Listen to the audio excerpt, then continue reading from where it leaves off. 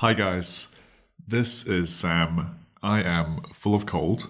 I'm still in England and my mother is just taking down the Christmas decorations from around the house. So I'm a bit worried about me sniffling and snuffling and there being various noises as my mum takes down all these decorations. So apologies for that. I'm really trying to avoid sneezing right now, which is proving difficult. And this is episode 22 of the VictorPrep Vocab podcast. Let's start, as always, with going over the previous words from episode 21. Abscond. Abscond. That means to leave hurriedly and secretly. Usually, you are trying to avoid detection, you've done something bad, you've stolen something from a bank and you're trying to get away. You are absconding. Relegate. Relegate. That means to be sent down or moved down into an inferior position or place, like a team being dropped down a league in a sports competition. Delineate. Delineate. That means to trace the outline of or to represent pictorially, to describe or present or outline. Felicitous. Felicitous. That means well chosen or well suited to the circumstances or the occasion. It can mean apt, fitting, or suitable. Those were our words from episode 21. I hope you all remembered them and you've learned them well. Now let's move on to the new words. Our first new word is livid. Livid. That's spelled L-I-V, live, id, I-D, livid, livid. It's an adjective, and it means incredibly angry, furious, or enraged. So, remember a time when something made you really mad. Not just a little bit angry, but very extremely angry. You were livid.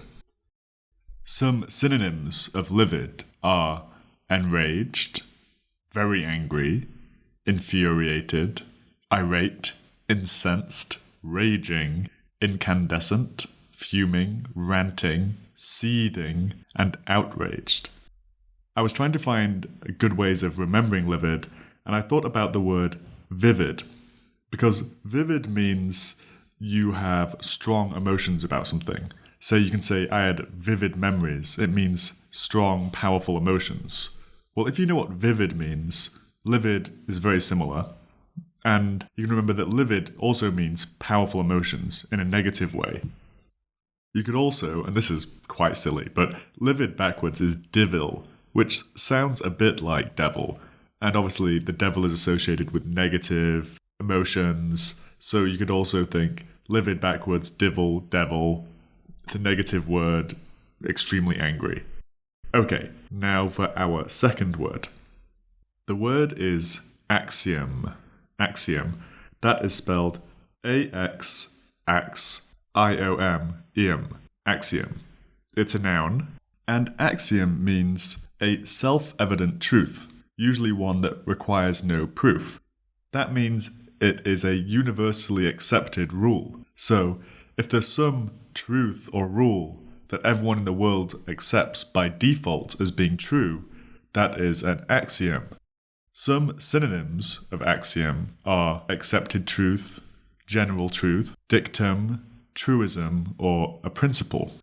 A lot of axioms are associated with certain disciplines, like maths, physics, the sciences. And often scientists use these axioms to then derive more complex rules. But because they're deriving those rules from the axiom, they can say, oh, well, because we're deriving these new rules from the axioms, these new rules must be true, since we're deriving them from these true axioms. Now, most of the examples of axioms I found are quite complicated, so I didn't really want to use those as examples. But in economics, often you'll hear that supply equals demand. The supply of something will change to equal the demand. You could say that is an axiom of economics. Another simple axiom is with probability, and that is the probability of any event happening is always somewhere in between 0, where it doesn't happen at all, and 1, where it's guaranteed to happen. So all probabilities lie between 0 and 1. That is another axiom. Our third word is discerning. Discerning. Discerning is spelled D-I-S, dis, C-E-R, sir, N-I-N-G, ning, discerning. It's an adjective, and discerning means showing good judgment or having good judgment. So if you like food and you go to a lot of restaurants, if you have good judgment, if you are discerning, you will tend to choose the better restaurants. If you don't have good judgment, you'll end up going to a really bad restaurant and they feed you terrible food or bad food. That would not be discerning. Some synonyms are discriminating, judicious, shrewd, clever, astute, intelligent, sharp, sophisticated, or tasteful. Discerning can be used in many different situations. Anytime you are wise or you make good decisions, you could be being discerning. So think of a time when you made a good decision or showed good judgment. Could have been about picking a great hotel to visit, and it turned out to be the best hotel ever. You were discerning when you chose that hotel. Or even your girlfriend or boyfriend or husband or wife, you chose that person for a reason, and hopefully you showed good judgment when you made that decision to go out with that person. You were discerning. Our fourth word is striated. Striated.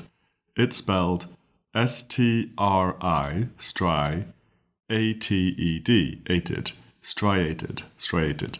It's an adjective, and it basically means striped or streaked or furrowed. So, a classic example is rocks that are marked with lines are often caused by glaciers. What happens is, when we had many glaciers, at the bottom of the glacier, at the bottom of the ice, there were many rocks embedded in the ice. And as the glacier moved over other rock, the rocks at the bottom created deep lines or furrows in the rock it was passing over. So now you can often see those rocks with these lines or grooves in them, and they are called striations. So that is called glacial striation. And with certain muscles in the body, these are called skeletal muscles. The structure of the muscle is in fibers. So often they're called striated muscles because the appearance is furrowed or striped with lines. So although this is a technical word, it's used in geology, it's used in medicine, biology, and so on. It can also be used to describe a striped texture or anything that has that pattern of being striped, streaked, or furrowed. So if you saw someone wearing a jacket or coat that had a pattern that was lined or streaked, you could say that had a striated pattern. So you could think of any examples of textures or things you have seen which had that striated pattern. As a recap, the words from today's podcast were livid, meaning furiously angry or enraged. Axiom, a noun which is a self-evident truth or a universally accepted rule. Discerning, an adjective that means showing good judgment or having good judgment. And our last word was striated, which means marked with stripes, bands or ridges, streaked pattern. Now, as always, we're going to go on to our test sentences, where I go over 4 sentences, which are each referring to a word from today, but without actually using that word. And it's up to you to listen to the meaning of the sentence and think about which word I'm referring to. Sarah always seems to know the right thing to wear for every occasion. All the other ladies admire her excellent taste. Philosophers try to reason and derive arguments from statements which are assumed to be true. I was furiously angry when I discovered that my sister had taken my car without my permission and was stopped by the police for speeding. The basic unit of a skeletal muscle fiber is called a sarcomere.